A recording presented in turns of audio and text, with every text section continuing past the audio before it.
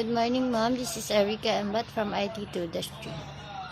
I will going to present to you what is the process of digital forensics and describe the business continuity and disaster recovery. So, what is process of digital forensics?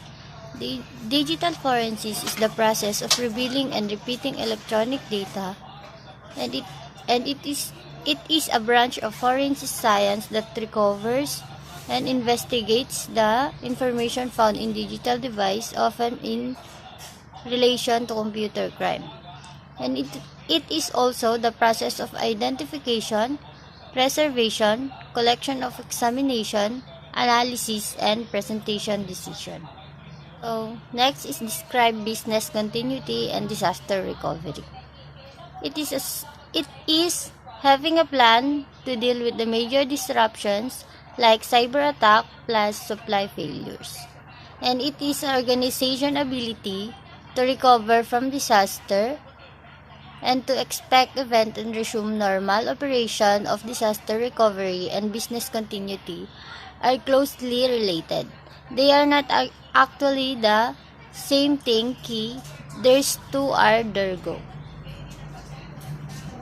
So we have 7 phases of business continuity plan.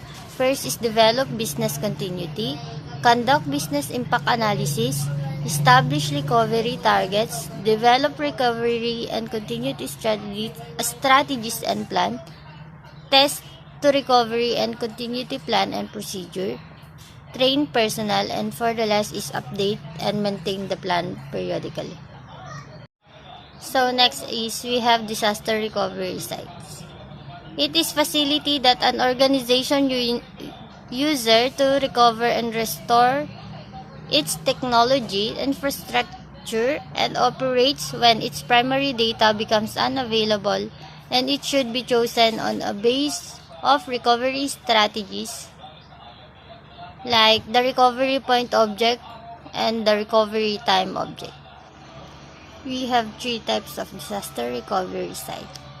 So the first is the cold sites. So a cold site is a disaster recovery is the most simplistic type of disaster recovery site. A cold site consists of elements to provide power and networking capability as well as cooling. It does not include other hardware elements such as server and storage. The use of the cold site is very limiting to a business since before it can be used, backup data along with some additional hardware must be sent to the site and installed. Next is warm sites. It contains all the elements of a cold site while adding to them the additional elements including storage, hardware such as type of drive, disk drive, along with both servers and switches. Warm sites are all ready to go. It's one sense, but they still need to have data transported to them for use in recovery should a disaster occur. So the last is a hot site. It is fully functional backup site that already has important data mirrored to it. And this is the ideal disaster recovery, but can be challenging to attain.